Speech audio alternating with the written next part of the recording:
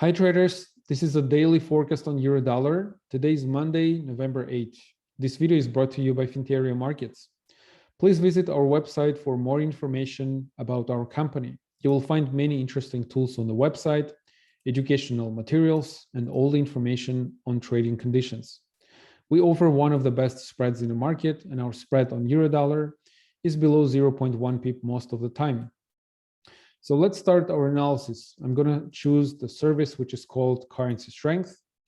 We've recently updated the description of this service, and below the description, you will find the interactive tool that shows you the strongest and the weakest currencies in the market. First of all, I'm going to choose today so that we can clearly see the tendencies over the Asian session. So since the market opened, we can see the New Zealand dollar is the strongest currency. It gained 0.31%. And the rest of the market is relatively calm. So nothing particular is happening at the moment. I think the optimism on the New Zealand dollar is related to the lockdowns that will expire by the end of November. Let's also check the situation of the previous week. So we finally had some volatility in the market. We can see the Japanese yen is the strongest currency.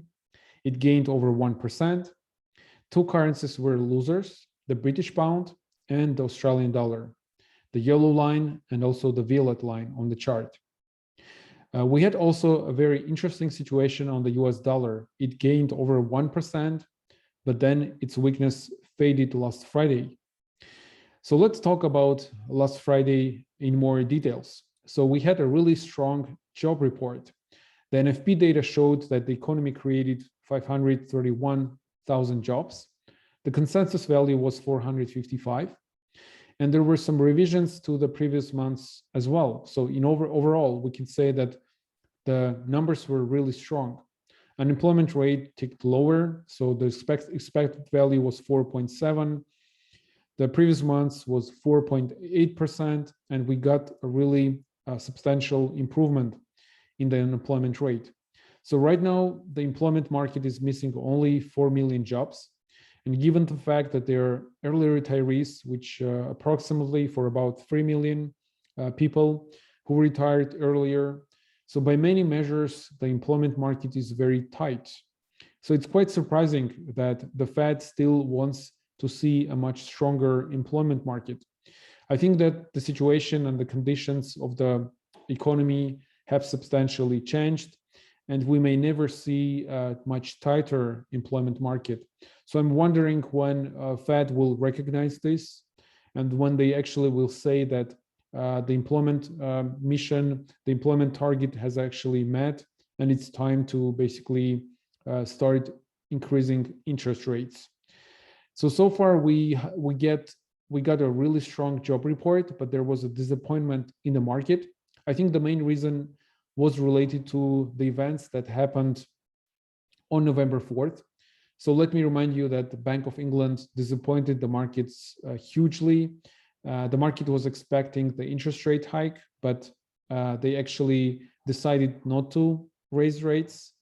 And they actually said that they're not sure they will raise rates in December, so they will look at the data.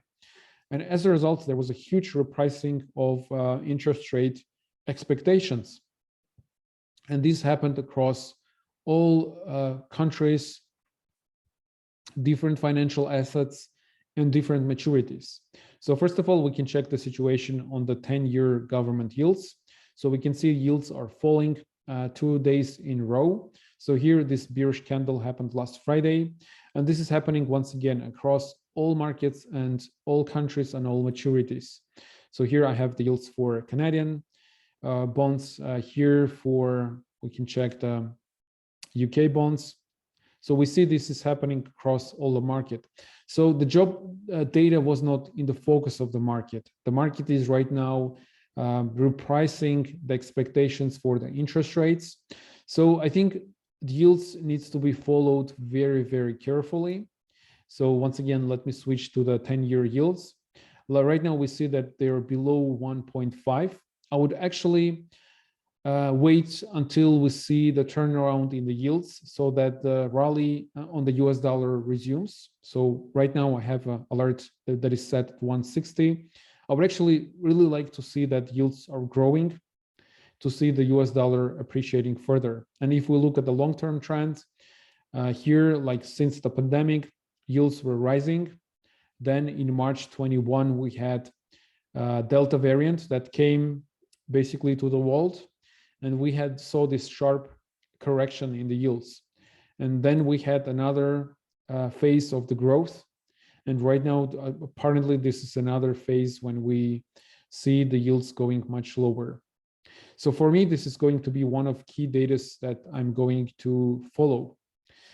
So let's finally talk about the upcoming events. We have many events this week. The inflation is going to be in the focus. We have some conferences with the Jerome Powell today and also tomorrow. And also there's going to be the speech by Governor of Bank of England. So I don't expect that there's going to be a lot of volatility. And also I checked that Jerome Powell, this is not going to be a live conference. Those are pre-recorded videos. So today and also tomorrow, and they are happening at different conferences. Both of them are virtual, and apparently there's not going to be a lot of new information. In my opinion, this is not going to cause and shake markets. So the inflation data is going to be in the focus of the market. I think it's the most important event of the week. So it's going to happen on Wednesday, and the expectations are pretty high. If you will check the inflation expectations for Wednesday. So here I have the calendar from Trading Economics. So I think the expected value for inflation is around 5.8%. So I think in case if we get 6% or over, this is going to be really huge for the US dollar. So for me, this data is the key for this week. So let's also speak about the technical situation. So first of all, start with the daily chart.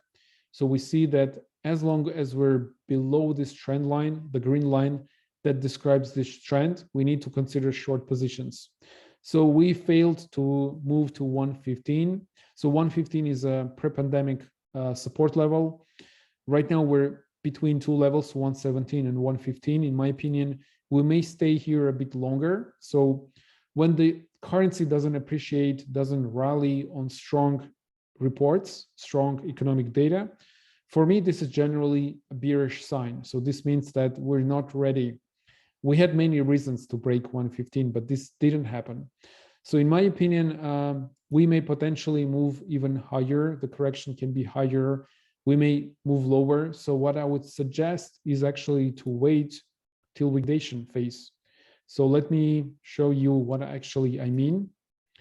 So I would rather wait for some channel formation or for some consolidation to basically to create a new pattern after the events that we had. I would actually ignore the highs and lows that we had previously. So I would wait for some new pattern appear on the charts, and then I would wait for the clear breakout of this pattern. And once this happens, I would consider short positions only in this case. So in my opinion, let me draw a potential trading range for the upcoming day. This may look actually something like this. And within this area, I'm expecting more mixed movement. I don't think that we may move much lower. We were supposed to do this last Friday, and it didn't happen. So I think there's no reason that it will happen today. I would watch yields very carefully, and I would actually wait for some consolidation pattern and then expect the breakout potentially. If we have a really strong inflation report on Wednesday, we can actually see a breakout, and the trade opportunity will of course appear in case of the breakout. But before that, I think wait and see is the best strategy so far on the dollar, at least. So that's my vision of the market. I hope this was very helpful for your trading. Please give us your thumb ups and also subscribe to the channel if you're not a member yet. Thank you very much for watching, and I wish you a nice day.